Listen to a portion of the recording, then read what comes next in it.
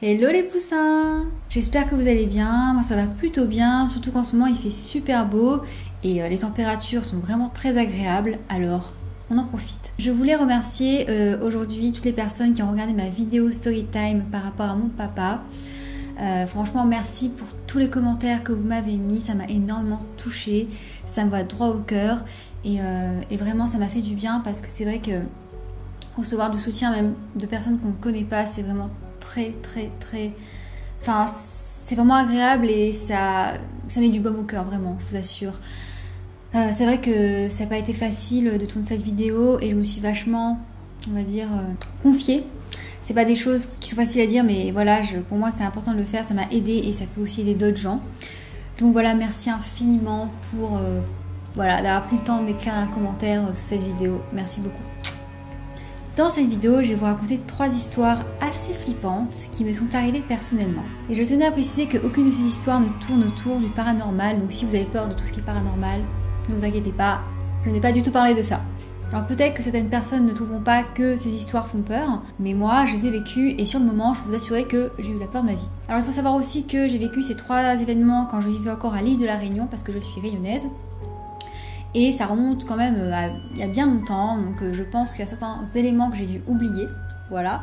Mais je vais essayer de me rappeler petit à petit, ça va venir je pense en racontant. Première histoire qui m'est arrivée. Je devais avoir 15-16 ans à ce moment-là et je fréquentais une amie qui était vraiment une très bonne amie, on était super proches. De mes 13 ans à je dirais mes 16 ans, on a fait énormément de sorties ensemble, on se confiait énormément.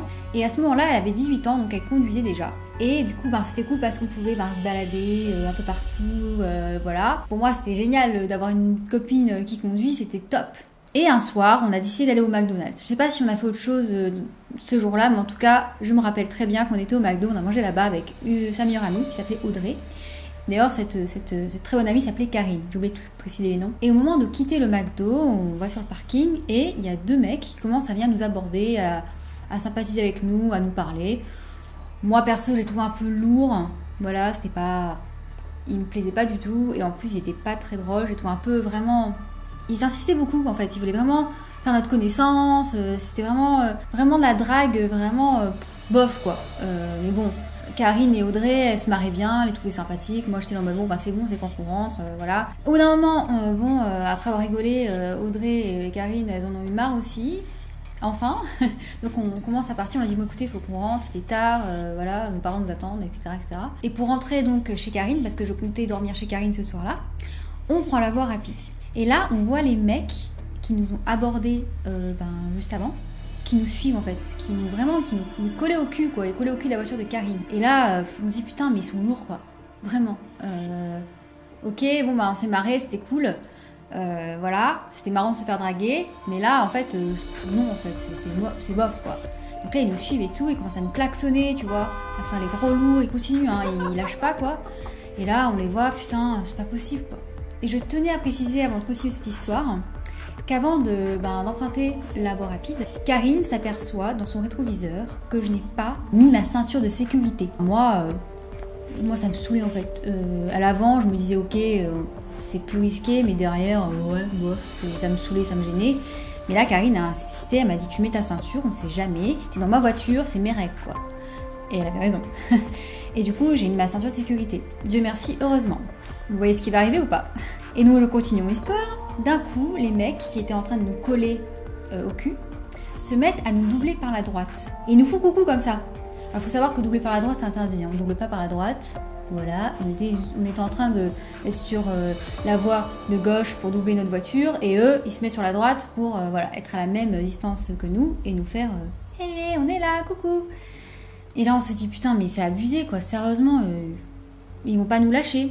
Sauf que ces 2 blaireaux n'ont pas remarqué que la voie rapide, qui était donc à 2 voies mais du même sens, se rétrécissait. Comme ils nous faisaient coucou, ils ne regardaient pas devant eux. Et au dernier moment, ils ont vu qu'elle se rétrécissait, qu'il y avait en fait une espèce de muret en béton qui du coup coupait la route et la route se rejoignait en une seule voie. Et au dernier moment, les mecs ont vu qu'il y avait un putain de rebord en béton. Et là, qu'est-ce qu'ils ont fait les mecs? Ils ont d'un coup braqué à gauche vers nous pour éviter justement le rebord. Et on s'est pris mais leur bagnole en plein dans la gueule. Et notre voiture, elle est partie mais dans tous les sens. Il me semble bien qu'on a fait 1 ou 2 tonneaux. Enfin bref, c'était le bordel. Et là, Karine, elle faisait tout son possible pour garder le contrôle de la voiture et pour éviter de passer de l'autre côté où tu avais les voitures qui roulaient de l'autre sens. Mais je me rappelle en plus, c'était trop bizarre parce que quand c'est arrivé, j'avais l'impression, on dit toujours ça, mais c'est vrai, que tout était au ralenti. Mais vraiment, je voyais vraiment tout, quoi. Je voyais tout bouger, je me voyais mais être balancée dans tous les sens. Et même Karine me regardait dans le rétro et elle avait envie de rire parce qu'elle voyait ma tête. Elle me l'a dit après, j'étais en mode putain, je te voyais, qui était en train de paniquer, de bouger dans tous les sens et ça m'a fait marrer. J'étais en mode mais what? T'as eu le temps de me regarder dans ton rétro et voir comment je réagissais, quoi. Bref, mais waouh, c'était horrible. Ça s'est passé en quelques secondes, mais nous, voilà, notre voiture, elle a fait plusieurs tours. Quand on s'est arrêté, on s'est arrêté dans un espèce de gros buisson, parce qu'il y avait des buissons qui longeaient un mur, le muret, parce qu'il y avait un muret du côté droit. Et on s'est retrouvé dans les buissons. Il faut savoir que la voiture était réformée. Donc, pour vous dire à quel point c'était pas un petit accident, quoi. Et toutes les vitres ont explosé aussi de la voiture. Voilà. Et à gauche, donc de l'autre côté de l'autre voie des voitures qui circulaient de l'autre sens, il y avait un cimetière. Et on atterrit juste en face d'une statue d'un ange. Et de l'autre côté des buissons, il y avait donc un mur derrière ces buissons, et il y avait les pompiers. Donc les pompiers sont arrivés en même pas 2 minutes, voilà. Et ils sont arrivés et on était mais choqués. On est sortis de la voiture, on savait plus où on était, et on était là, mais qu'est-ce qui vient de se passer, quoi? What? Et on était tellement sous le choc qu'on s'est mis mais à péter de rire. On a eu un fou rire toutes les trois. Je pense que c'est le stress en fait, on a tout relâché d'un coup. On a rigolé, on s'est dit putain regarde ce qui est arrivé, c'est drôle et tout. Et les pompiers, ils arrivent, ils nous voient rigoler et c'est là en mode mais pourquoi ils rigolent en fait? C'est pas drôle ce qui vient de se passer, ils auraient pu mourir, quoi. Et après en fait on s'est mis à chialer. Voilà, on est passé du rire aux pleurs. En quelques secondes, tout va bien dans notre tête. Voilà. Surtout Audrey, en fait, elle était vraiment...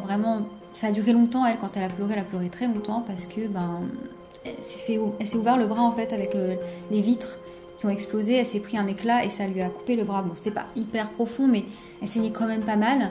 C'est la seule personne qui a eu une blessure. Nous, on n'a rien eu sinon. Dieu merci. Mais vraiment, ce jour-là, c'est vraiment le pire accident que j'ai vécu de ma vie. Et c'est vrai qu'avec le temps, ça s'est un petit peu estompé. Voilà.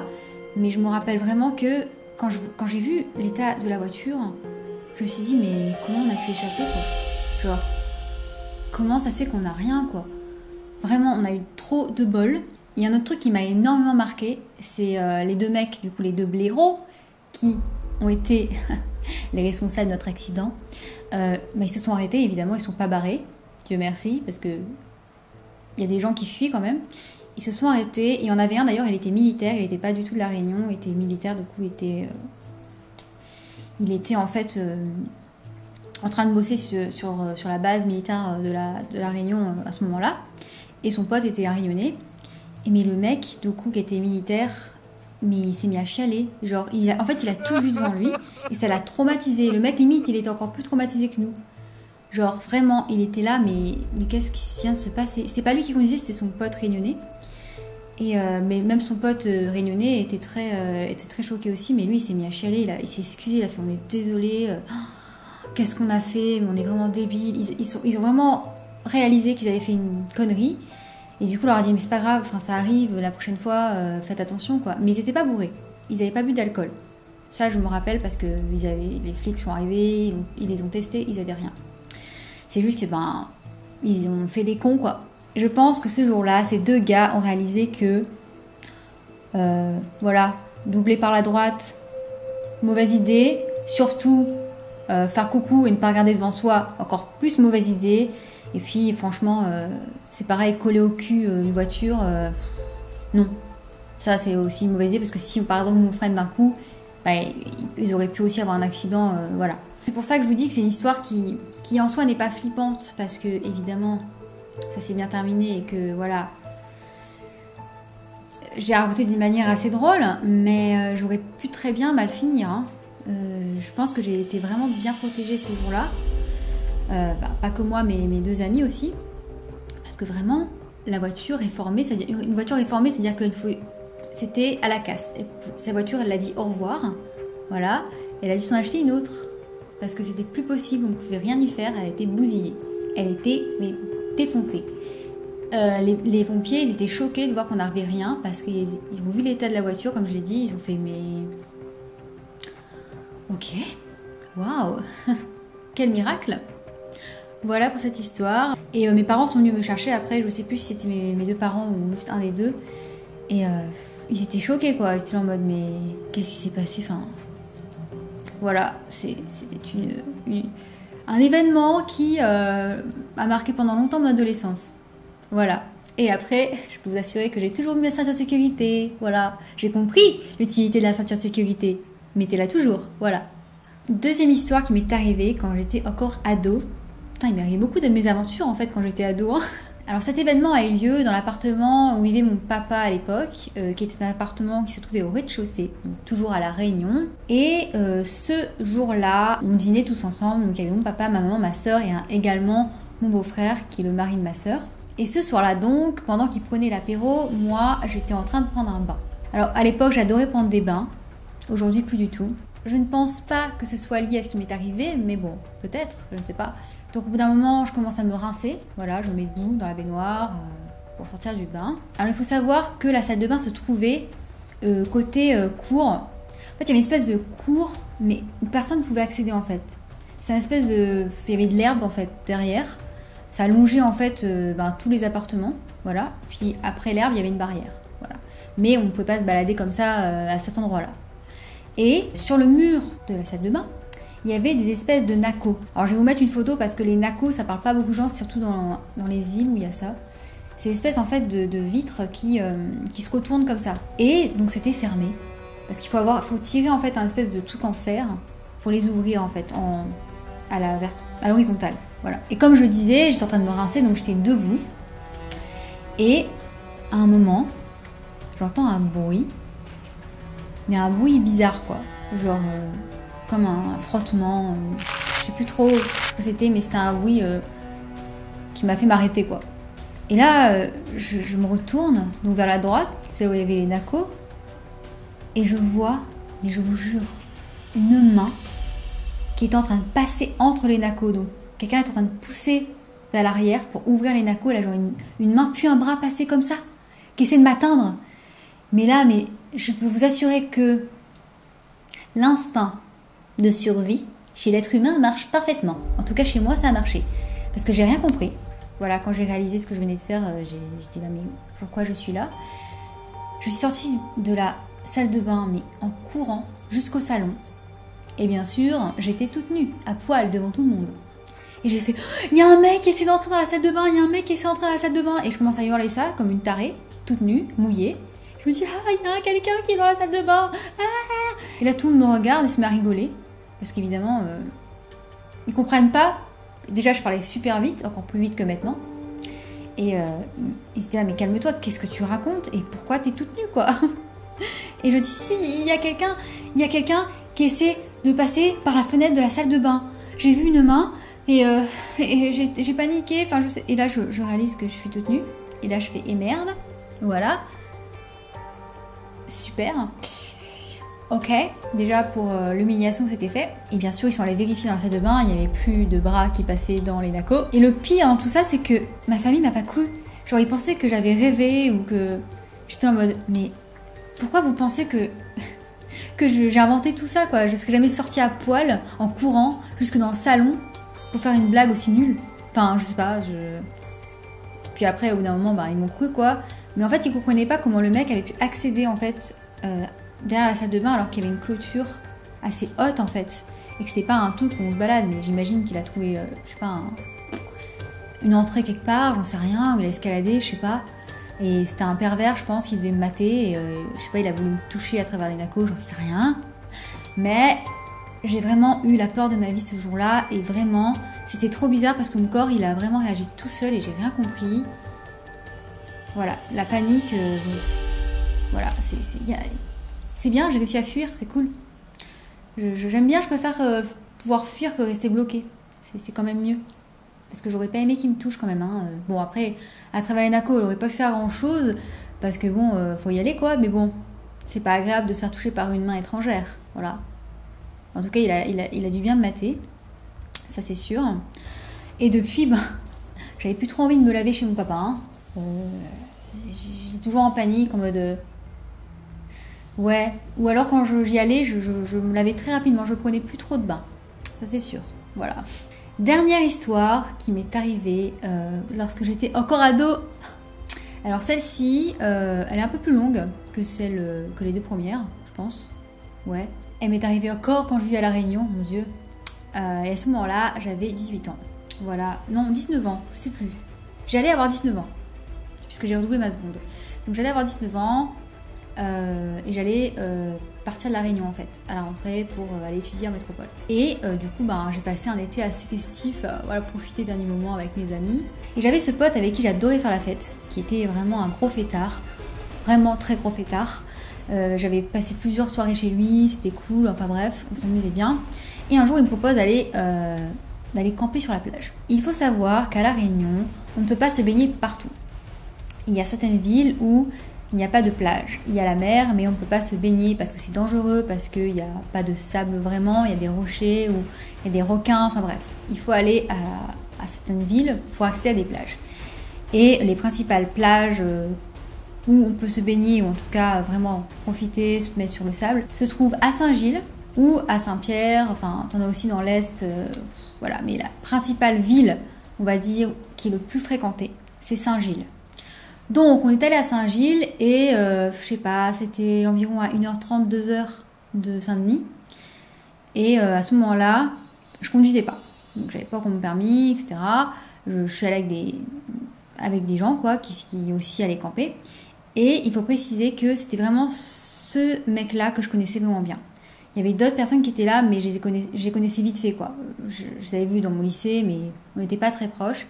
C'est vraiment ce mec-là que je connaissais vraiment bien. Et on décide donc de camper, bien sûr, de bien boire, hein, voilà. Évidemment, c'est très festif. Je sais plus combien on était, mais on devait être au moins 7 ou 8. Peut-être un peu moins. Non, 6, 7 ou 8. Il y avait autant de nanas que de mecs, je crois. Vous savez, avec le temps, ça se floute, quoi. On avait amené à manger, plein de trucs à grignoter, voilà. On devait dormir dans les tentes après. Et bien sûr, je n'avais pas dit à mes parents que j'allais camper. Je ne sais plus ce que je leur ai dit, mais ils n'étaient pas au courant. Parce que je savais qu'ils n'allaient pas être d'accord, donc je leur avais dit que je dormais chez une copine. Je sais pas, je sais plus ce que j'ai dit. Et je pense que c'est la seule fois où j'ai menti à mes parents sur l'endroit où j'étais. Et ben, j'ai bien payé le prix, hein. Parce que voilà, ils me font confiance et moi, ben, je m'étonne, quoi. Top! Donc je continue l'histoire. On était donc en train de faire la fête sur la plage, tranquillement. Et là, la nuit, je pense qu'on est arrivé vers fin d'après-midi, il devait être 5-6 heures, et il faisait encore un peu jour. Et là, la nuit commence à tomber, donc on commence à faire... je sais plus comment on a fait pour s'éclairer. Putain, est-ce qu'on a fait un feu ou pas? Je sais plus, quoi. Peut-être. Peut-être qu'il y en avait un qui savait faire un feu. J'ai aucune idée de comment ça s'est passé, quoi. Et on commence donc à picoler, à boire, à manger. Et au bout d'un moment, on voit de loin, parce qu'on s'était mis assez loin sur la plage, on voit de loin des espèces de lumière vers nous. Et comme des lampes qui se dirigent vers nous. Et on voit, je sais pas, 5 mecs débarquer. Avec en fait, ils avaient une lampe torche sur la tête. Et ils s'approchent vers nous. Et c'était des racailles. Des racailles, à La Réunion, on dit cagnard. Cagnard, voilà, qui veut dire racaille. Des mecs, voilà, qui sont pas très fréquentables. Et ils s'approchent de nous et ils commencent à nous parler. Ok, on est là en mode, qu'est-ce qu'ils veulent? Pourquoi ils viennent nous parler? Et ils commencent, tu vois, à se servir dans nos chips et tout. Et là, on fait, mais ils se prennent pour qui, là? Et comme on voulait pas, genre, les mettre en colère parce qu'on n'avait pas envie de confrontation, on leur a dit, allez-y, on n'a rien dit, quoi. On leur a dit, bon, ok, servez-vous, hein. C'est déjà fait, de toute façon. Il faut savoir qu'à ce moment-là, il y avait un couple qui était en train de... je sais pas ce qu'ils faisaient, mais ils étaient ensemble dans la tente. Et là, t'as un des mecs qui ouvre la tente, comasse, tranquille. Et là, il commence à leur parler, à dire « Oh, moi aussi, je veux faire ce que vous faites, vas-y, je veux participer et tout. En plus, voilà, j'aime ce qu'il faut. » C'était très, très gênant. Et là, je commence à me dire « Ah ouais, là, le mec carrément s'en gêne, quoi. » Déjà qu'ils étaient en train de se servir, mais là, il ouvre carrément la tente pour s'incruster, tranquille. Et il continue, il commence à nous parler, à discuter, mais il devenait de plus en plus lourd. Et là, t'en as un, au bout d'un moment, qui prend en fait le sac d'un mec et commence à fouiller dedans. Et là, on lui dit, mais qu'est-ce que tu fais, mec? C'est pas tes affaires, c'est bon, on vous laisse vous servir, si vous voulez, on peut boire ensemble, mais touchez pas à nos affaires, quoi. Enfin, il y a des limites. Et là, le mec, d'un coup, il sort un couteau. Tranquille. Et là, on est là, putain. Et là, il commence à dire, ok, vous allez tous nous donner vos affaires, voilà, tout ce que vous avez sur vous, ça va être pour nous. Donc il était là pour nous racketter en fait, clairement. Moi je commence du coup à paniquer de plus en plus. Je me dis, oh non c'est pas possible. En plus j'avais un nouvel appareil photo qui ma foi n'était pas incroyable, mais quand même j'avais tout mon argent de poche. À cette époque j'avais pas de carte bancaire. Tout mon argent de poche qui était là. J'étais en mode, j'ai pas envie de perdre mes affaires quoi, vraiment. Et ce qui m'a fait vraiment en fait paniquer et qui m'a fait réagir comme j'ai réagi, je vais vous dire après, c'est qu'il y a un des mecs, à un moment donné, il sort une capote et il dit, qui c'est qui veut l'essayer avec moi là? Parmi vous là? Hein? Qui c'est qui veut l'essayer là? Et on regarde toutes les nanas, dont moi, et là je me fais, attends, racketter, ok bon, c'est pas très agréable, se faire violer, non, là par contre, je passe mon tour, mais bien, tu vois. Et je me rappelle que j'ai regardé à ce moment-là mon ami, celui que je connaissais vraiment bien, et je vois qu'il est en train de se marrer. Genre, il réalisait pas à quel point c'était grave ce qui était en train de se passer en fait. Parce qu'il était complètement déchiré, il avait fumé de la drogue, il avait pris de l'alcool, mais beaucoup. Moi j'avais juste bu de l'alcool, j'ai jamais touché aux drogues. Mais bon, j'étais quand même un peu éméchée, mais ça allait quoi. Je comprenais ce qui se passait. Et je le regarde et je me dis, putain, alors, j'ai pas du tout envie de me faire agresser. Il y a deux solutions. Donc soit je reste et j'essaie de me défendre, on essaie tous de se défendre et puis voilà, mais sauf que le mec a un couteau, donc nous on n'avait aucune arme avec nous. Enfin, il avait un couteau, mais on savait pas si les autres en avaient pas un non plus. Ou de deux, je fuis. Et je me suis dit que si je fuis, au moins je pourrais appeler la police. Alors que si je reste là, on va pas pouvoir faire grand chose. En tout cas moi, enfin voilà, vous voyez comment je suis. Je n'avais pas d'arme avec moi. De toute façon, même si j'en avais une, c'est des mecs quoi, qu'est-ce que tu veux que je fasse? Je savais pas à me défendre. Et mon pote à côté, mais c'était pas la peine quoi déjà. Il était complètement à l'ouest, alors pour me défendre, je sais pas ce qu'il aurait pu faire. Donc ce que j'ai fait, j'ai choisi la solution numéro 2. Je me retourne vers lui et je lui dis, prends ton sac. Discrètement, vas-y prends ton sac. Je prends le mien tout doucement parce qu'il est en train de parler aux autres. Et je lui dis, à 3, on se casse. On court. Il me regarde, il me fait, mais attends, on va pas laisser les autres. Je fais, non mais réfléchis pas, tu me suis. Et là je prends son bras. Et je lui dis, à 3. Je lui dis 1, 2, 3. Et à 3 on a coursé. Mais j'ai jamais couru, les gars, aussi vite de ma vie. Sur du sable en plus, hein. Et là, on court, et là, j'étais en train de courir sans me retourner, je fais putain. Mais, au bout d'un moment, ils ont quand même réalisé qu'on était en train de partir. Et du coup, t'en as un qui a dit à un autre, vas-y, suis-les, rattrape-les, ils sont en train de se barrer là, il faut pas les laisser partir. Et j'ai entendu ça, donc j'ai encore plus accéléré. Et mon pote, j'étais en train de le tirer, il était en train de se marrer, j'étais là en mode, mais putain, mais... Donc après que les mecs nous aient vus, on a continué à courir jusqu'à arriver, là où il y avait le parking, qui était juste en face de la plage. Et un peu plus loin, il y avait des maisons, en fait, plein de maisons qui longeaient le sable, qui longeaient la plage. Et je me suis dit donc, à ce moment-là, ok, il est en train de nous courser, il va falloir se cacher. Et heureusement qu'une des maisons avait, on va dire, une clôture. La plupart des maisons, il me semble, leur clôture était plutôt basse, donc on a pu les enjamber. Et on s'est caché dans le jardin d'une des maisons. Et là, on voit en fait les mecs qui étaient en train de nous chercher avec leur lampe torche. Et là, j'étais tellement pas bien. Je me suis dit, putain, j'espère qu'ils vont pas venir nous chercher ici. Et j'étais vraiment mal. Et mon pote, il réalisait pas la situation, mais il était toujours en train de rigoler. Et j'étais vraiment désespérée parce qu'il fallait qu'il se taise. Donc j'étais en train d'essayer de le calmer en lui disant, putain, on est en danger, donc arrête de rigoler, de faire du bruit, ils vont nous entendre. Et il comprenait pas, quoi. Au bout d'un moment, heureusement, il a quand même fini par comprendre, il s'est calmé. Et comme je vous l'ai dit, on a eu le temps de prendre nos affaires. Donc j'avais mon téléphone portable. Et là, j'ai appelé d'abord la police, évidemment. Je leur ai dit ce qui s'était passé. Ils ont dit qu'ils arrivaient. Et j'ai appelé mon papa, qui n'était pas au courant que j'étais venue camper sur la plage. Parce que sinon, il ne m'aurait jamais laissé faire ça. Et je précise que la plage où on avait été campé s'appelait le Boucan. Boucan-Canotte, pour les personnes qui sont de La Réunion. Et mon papa était quand même assez surpris de savoir que j'avais passé la nuit sur la plage. Il était vraiment pas content. Et petite précision, mon papa est arrivé avant les flics. Logique, n'est-ce pas? Alors qu'il était quand même à 1h30 de là où j'étais. C'est un scandale, n'est-ce pas? Les flics sont arrivés, genre, je sais pas moi, au moins une demi-heure après, quoi. Que mon papa soit arrivé, quand même, hein, donc on a attendu longtemps, vraiment. Je pense peut-être qu'ils se disaient, ouais, c'est pas très, très grave, bon, ok, ils sont fait courser, génial. Bref, je sais plus si on a rappelé les flics pour qu'ils viennent. Je sais plus. Et évidemment, quand on est allé sur la plage, ben, les mecs étaient plus là, même nos potes étaient plus là. Donc on s'est dit, merde, j'espère qu'ils vont bien.